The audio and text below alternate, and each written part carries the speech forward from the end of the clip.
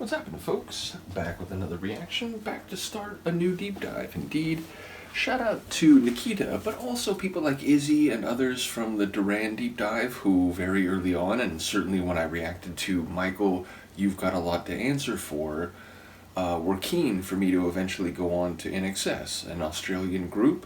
Michael Hutchins, is that his surname? I forget if I'm remembering that correctly. I forget if I'm remembering.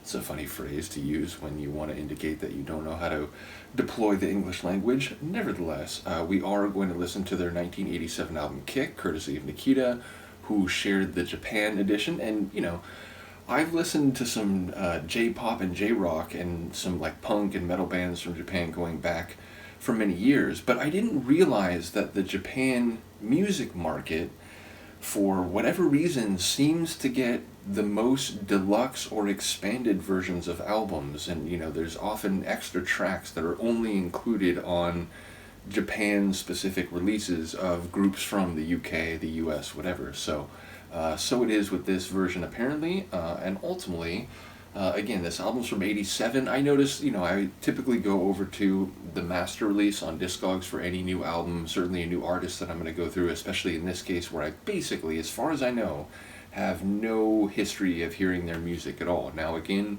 maybe along the way there'll be like a tune, wait a minute, I think I've heard that from the radio, you know, when I was younger, but by and large, it's a name that I knew of, certainly once I started going through Duran and people were mentioning them specifically, but yeah, as far as I know, I've never heard their music. So on Discogs, the master release describes the album as pop rock. Now again, I get it, labels are subjective, but as a, you know, an editor and a semanticist, I'm always curious the way that certain pieces of art can fit under a label but not be fully described by that label. So we'll see as we go through the album the way it hits me. Either way, the first tune on the album is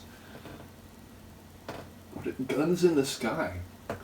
It's dramatic, it has a, I don't know if it's a poetry, but it has a lyrical quality to it. It feels like an expression that would be the title of something, you know, not just a song maybe, but a ballad or a film. It just has that like visual quality to it. So I wonder, you know, what type of guns we're talking about, figurative, more realistic, and what, you know, their presence in the sky may mean. Obviously, it could be a phrase that is more conceptual and less related to specific, you know, physical activities. Either way, I'm keen to hear what INXS sounds like. Once again, shout out to Nikita. Let's start this. This is Kick, the album 1987 by INXS, and the first track is Guns in the Sky.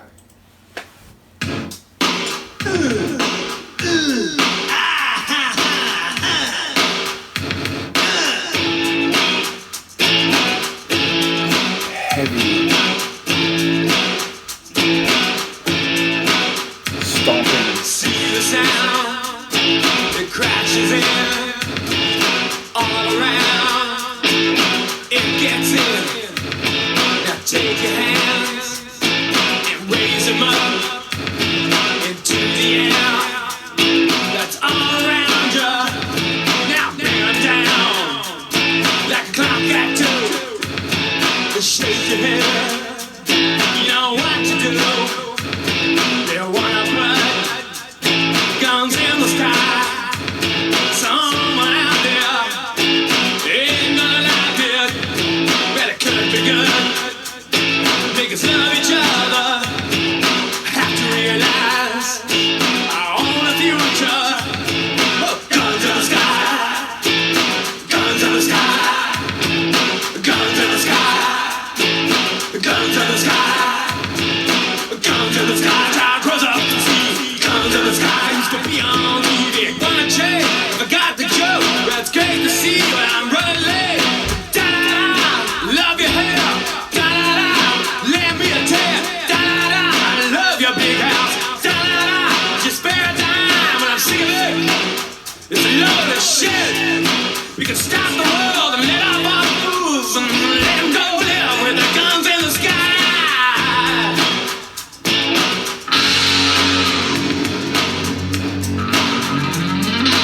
Very audacious and bold.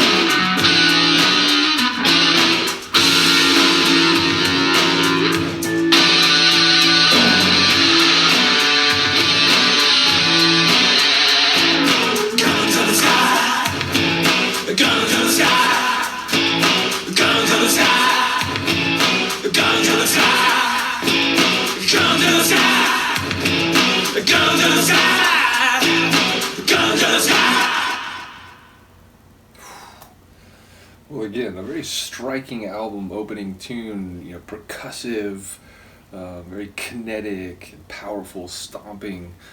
So yeah, it felt a very, again, sort of swagger, heavy opener to an album, and I do enjoy the vocal delivery, very forceful, and again, sort of fitting the Sonics overall. And yeah, I don't know, like, there were a couple moments where it sounded like he was making comments about the human condition, the idea of, what was it, like, our only way forward, but, like, I didn't hear clearly the couple lines before that, so I wasn't sure, because I was like, oh wait, so what's the only way forward? Oh, he already said it, so, yeah, I'm not sure exactly what's happening, but it sounded like there was a bit of a threat, a bit of a menace, and, whether we're talking larger scale or smaller scale, a gun, it's a weapon, so, and again, metaphorically or literally, it feels like there must be some sort of danger afoot, even if it's something that, there's a prescription or a normative suggestion for how to go ahead, again, on whatever scale we're talking. So, a cool opener, yeah, again, not really knowing what to expect sonically.